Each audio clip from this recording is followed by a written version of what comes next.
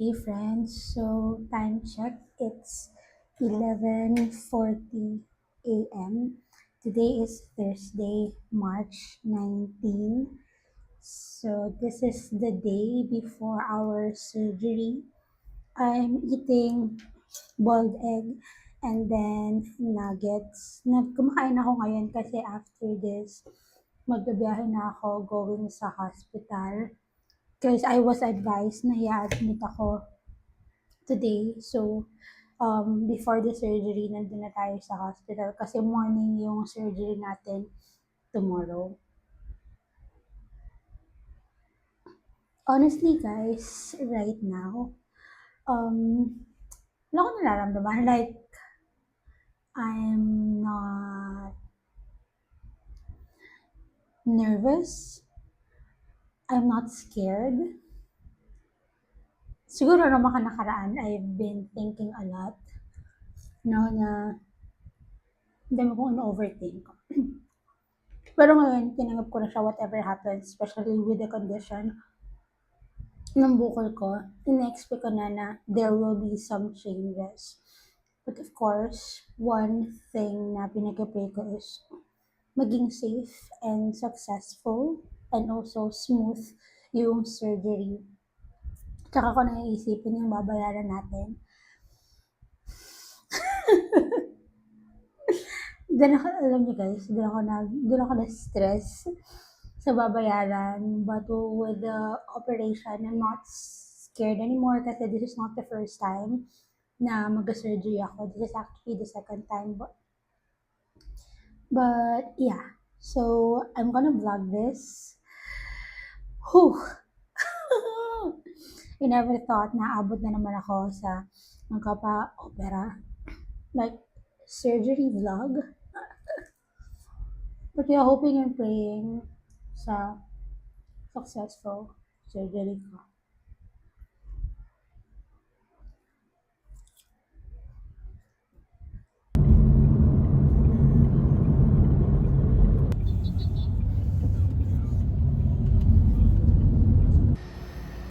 Hey friends, so we're alone today. Naka-admit na tayo.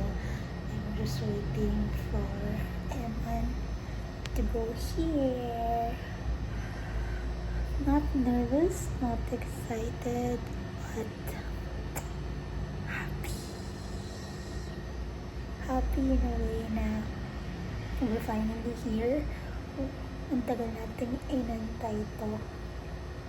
Let's go! Ang ganda talaga ni Eya. Oh, baby! Lalo! Hey, friends! Wala pa akong dextrose, pero magka-fasting ako ng 12. So, 12 pa ako mag-dextrose kasi 8 a.m. naman yung surgery ko. So, makakapag-enjoy pa tayo ng mga food natin tonight and makakagalaw-galaw pa tayo.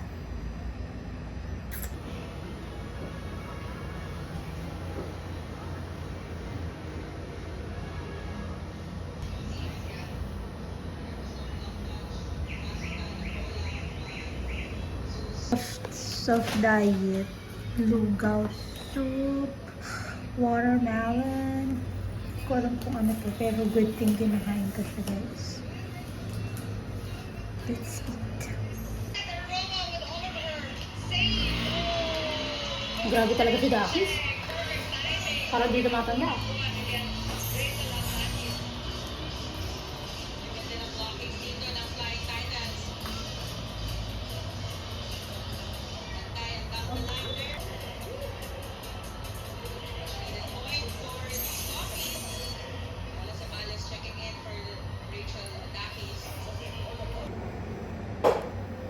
Iinom na ako ng water, guys. Kada inom ko ng water,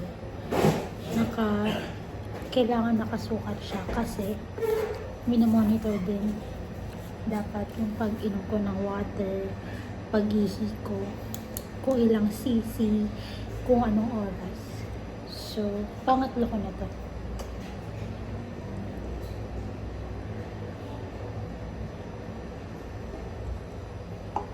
120. Magsisi tayo. Malakas ako sa water. Ang dami ko nung naiinom. Anong oras na? It's 6:57. Ang nainom natin ay 120 cc ng water.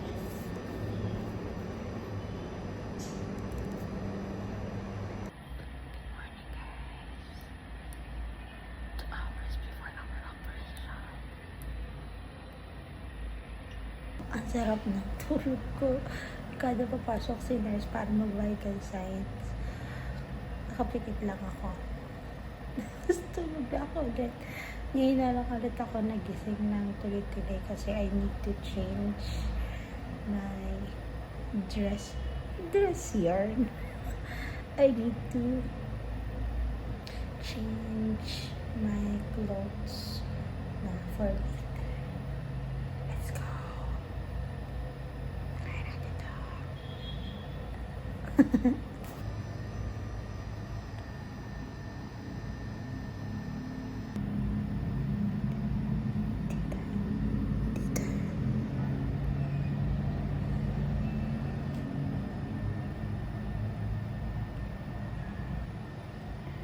Tinatry ko magsalita pero hindi ko kaya. Hindi ko alam kung naririnig mo ako.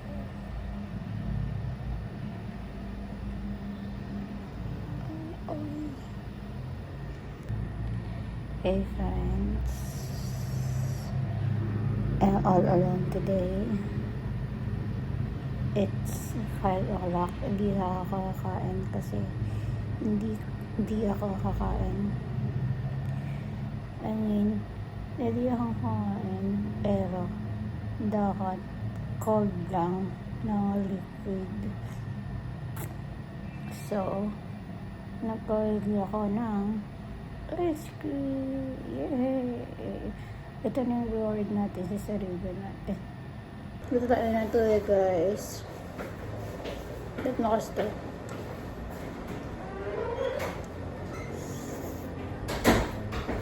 Nagalakan ako kasi ang laki ng gotas. Hindi ako nakatikan.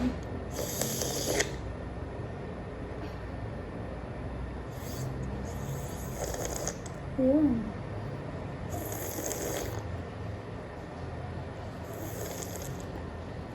Ang water ko ngayon, 120 cc. Simula kahapon, hindi na ako ayun ng water. Ng gabi. Ngayon na ata kayo ng water kasi nag-casting ako. Good morning friends. This is our day 3. Dito sa hospital. Today is March 21. It's 8:30 a.m. Kakagising ko lang. Medyo nakakahoy na ako ng tulog. Tapos may boses na ako. Pero swollen pa rin yung right nose natin. Still naka-soft diet rin ako. Yung food natin today ay giniling banana. Yes, igod logo. Ayaw ko na ng logo. Let's see.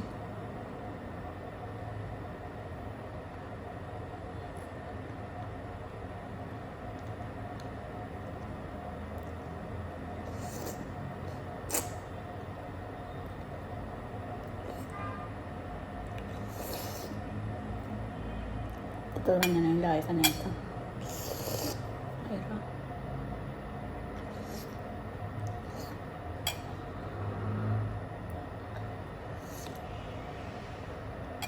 Pero sarap.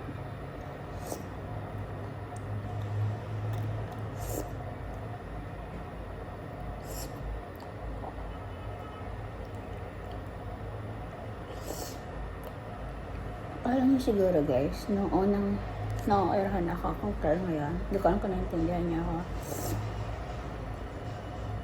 Last 2 years ago, na-airhan ako lang appendicitis naman. Siguro sa agating kakain wala akong problema. Kasi sa sa katawan ako na-airhan, dito. Since sa dito ako na-airhan, ang hirap kumain. Tinatansya ka kaya kakainin ka. Pero hindi siya masakit. Ang hirap lang kumain kasi nakakagilid ko. Pero nag-a-adjust ako. Pero hindi ako nasasaktan. Pero ang sarap niya. Ang sarap.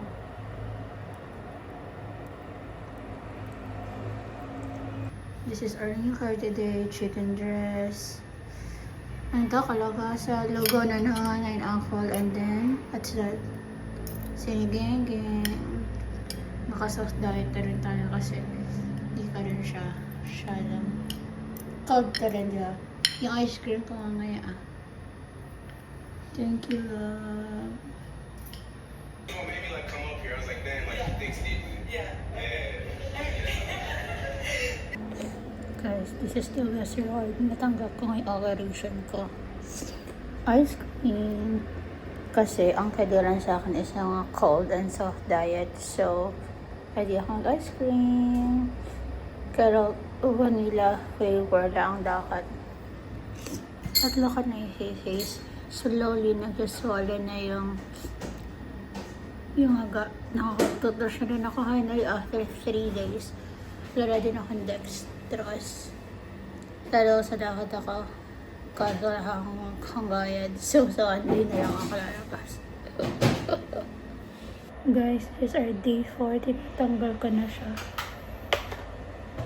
Ang namamagana lang sa akin is itong area na. Pero unti-unti ko na siyang nabubuksan. That's so good. Kasi masakit na siya kapag matagal ko ang in-stay.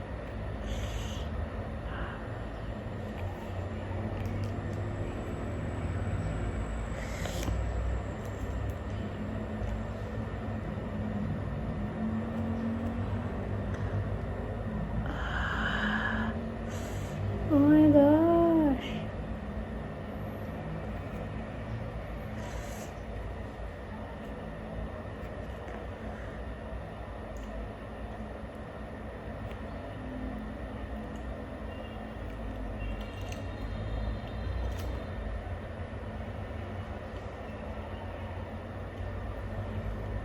This is how it looks like.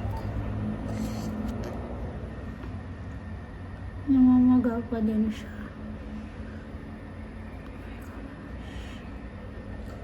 This is our day 4. Wala na yung bukol.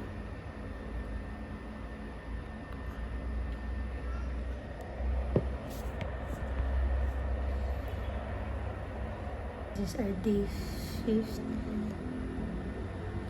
Medyo swollen na. Wala na yung mga may sugat na lang. And then dito. Ito na siya today. Thank you, Lord.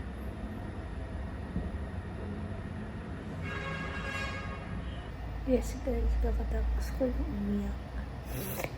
Kanina kinag-question ko si Lord bakit nangyayari sa akin to. Tapos naka-receive ako ng tawag. Okay na daw. Hindi na ako lumabas. Nag-breakdown muna ako. Tapos, thank you, Lord. Hey friends, finally, we're home. So, feeling better na tayo. But still, medyo namamonitoring yung part na to. Pero I can really say na nawala na din yung bukol ko. Thank you, Lord. And also, I feel so emotional bago umuwi kanina kasi umiiyak na ako. Akala ko hindi pa ako makakalabas kanina. Kasi aside na iniisip ko yung running bill, iniisip ko rin si Manuel kasi naapektuhan yung work niya. But yes, I'm happy and thankful na sa sobrang daming tumulong sa amin. Kinapos man yung hawak namin na pera, but because sa mga taong tumulong sa amin, ay nakalabas na ako. Ayan, thank you, Lord. So, lesson learned lang talaga dito, guys. Kapag may naramdaman na kayo, and kapag sinabi na sa inyo na agapan nyo na, wala kayong gumaya sa akin. Yun lang. Papagaling pa tayo, papalakas pa tayo. Thank you guys.